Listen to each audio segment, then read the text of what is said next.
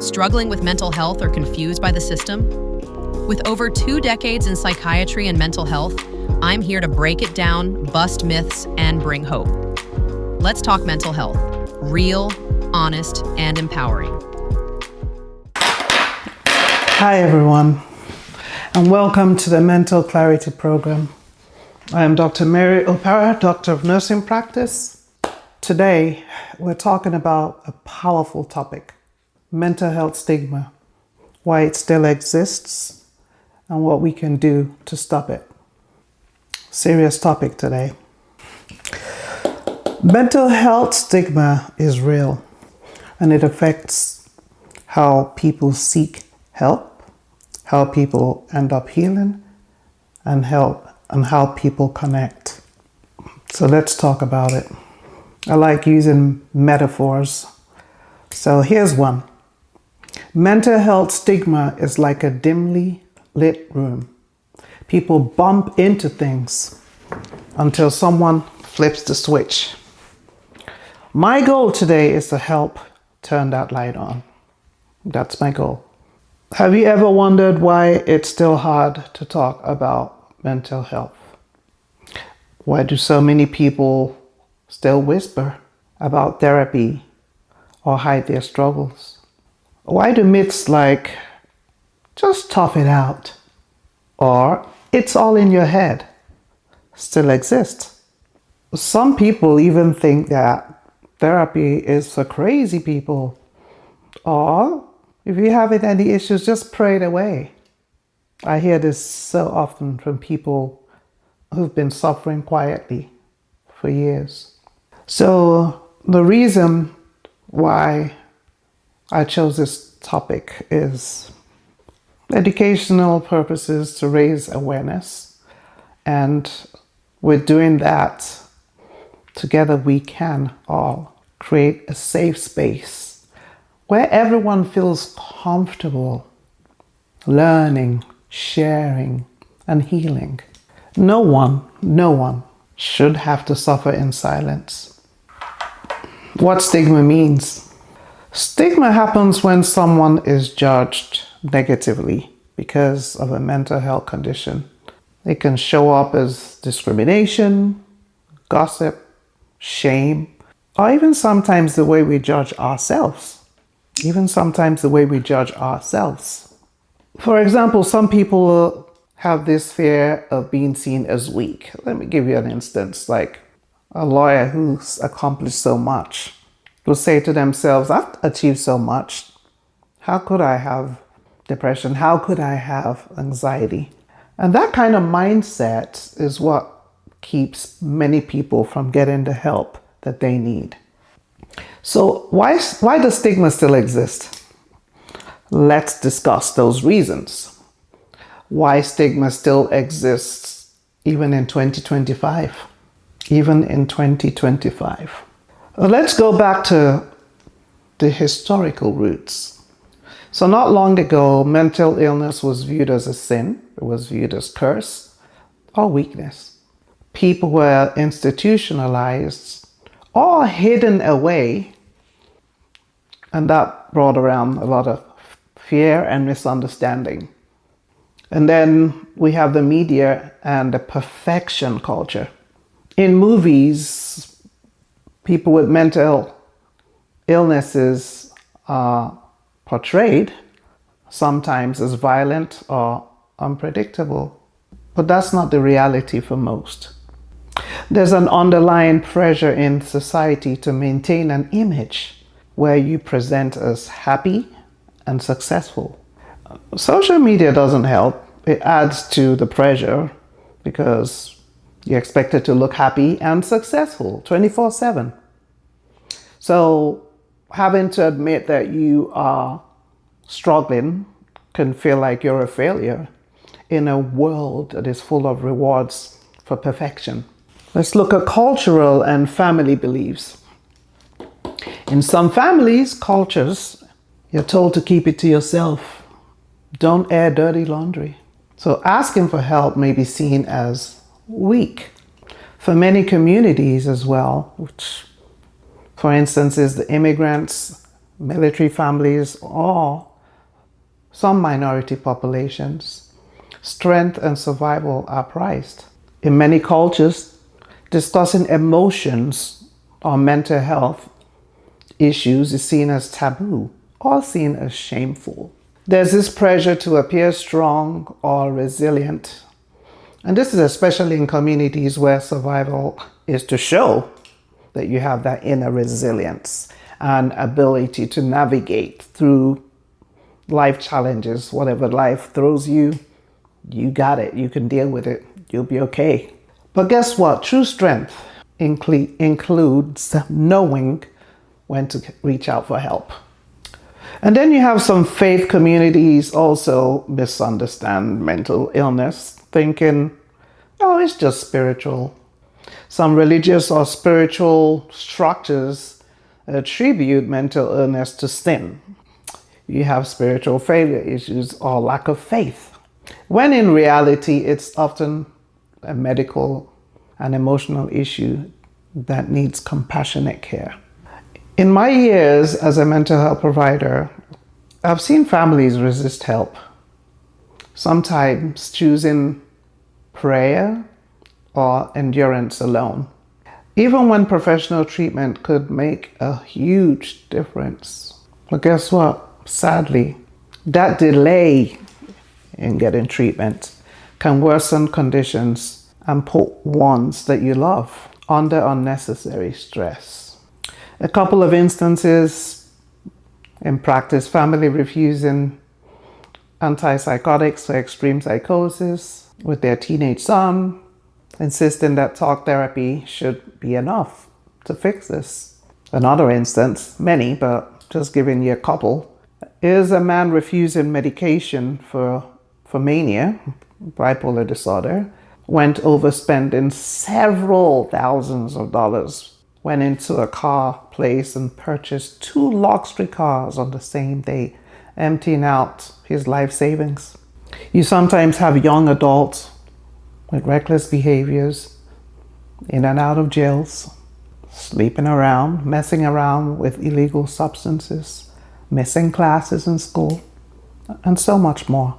Instead of them getting screened for like bipolar disorder or other disorders, sometimes they drop out of school or kicked out of the house because mental health does not run in our family. My father and grandfather, they had similar behaviors and symptoms, but they were just a handful to deal with, so we dealt with it. Stigma. So when nothing is done, it becomes a huge burden on relationships, on education, workplaces, challenges at work, and society in general. There's a lot of misinformation out there. Many people still believe that depression is just sadness. ADHD is an excuse. When you have misinformation like this, it prevents understanding and compassion. We also have lack of education. Many people don't fully understand what mental illness is all about. So there's a lot of misconceptions where people believe, oh, just snap out of it. You're being dramatic, snap out of it.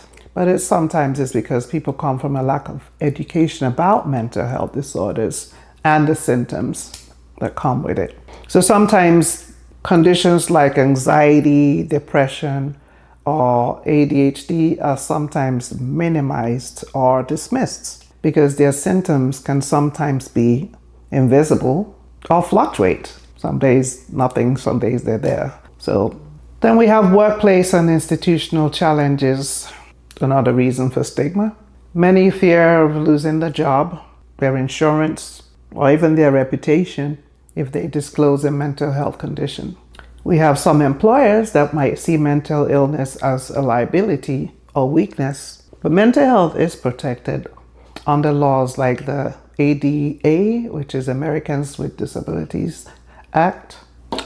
I've worked in mental health settings, including jails, where I saw firsthand how the lack of understanding brings about stigma. Some staff didn't recognize what a mental health crisis was. and dismiss them as bad behavior. Education does make a difference. Mental health education does make a difference. Then we have the fear of judgment or rejection. People worry that they'll be seen as unstable or broken, so they stay silent. And what does silence do? It can delay care. And delayed care can deepen sufferings of somebody. Breaking news. There I go again. Just a quick reminder to go on and smash that like button. And while you're at it, please subscribe, share to all you know. This is a topic that people need to know about. Then we have real life, the impact of stigma. What is the impact of stigma? Stigma doesn't just hurt feelings, it changes lives. And people avoid therapy or medication because they fear being judged, they fear judgment. Some face discrimination at work or at school, having a fear of being looked at as unstable, or even fear about losing their job. Many, especially men, are told to man up instead of seeking help. So sometimes it keeps them silent. You have the teens and young adults often hide their symptoms from their families because they don't want to be judged. They're put down. But late diagnosis or untreated conditions can spiral. So silence isn't strength. It's survival until it isn't.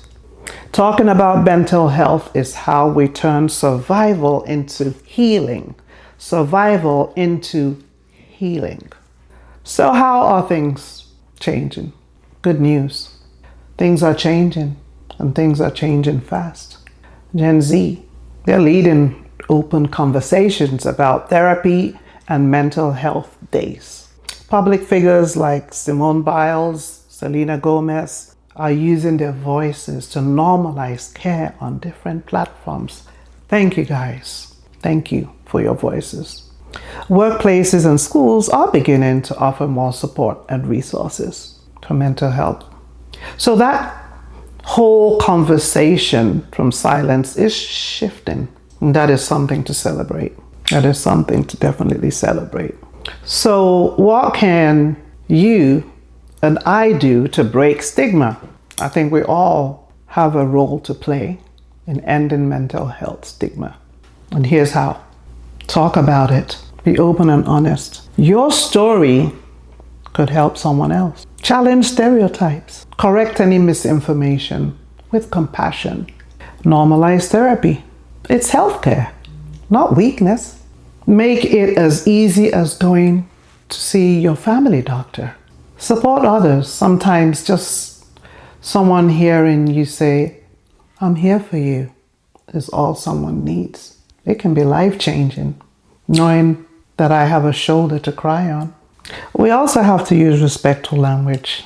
Say a person living with schizophrenia instead of labels, instead of calling names. Schizo, that's just so wrong. In closing, mental health stigma didn't appear overnight, and it wouldn't disappear overnight.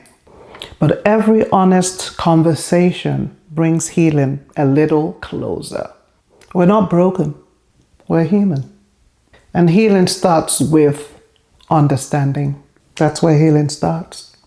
If you or someone you know is struggling, please reach out for help. In the US, you can call or text 988 for free confidential support 24/7.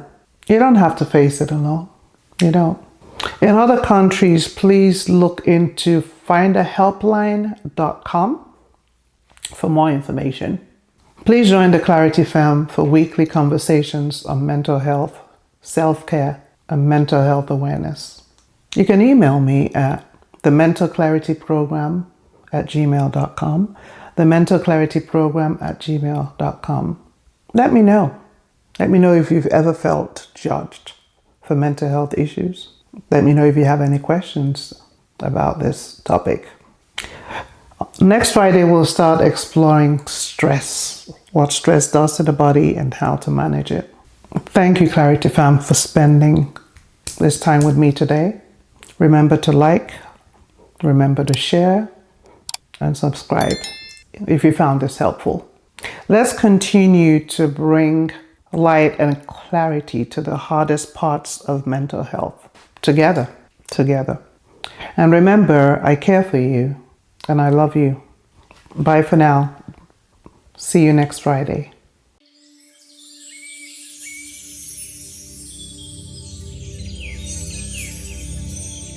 Thanks for spending time with me, Dr. Mary Opara.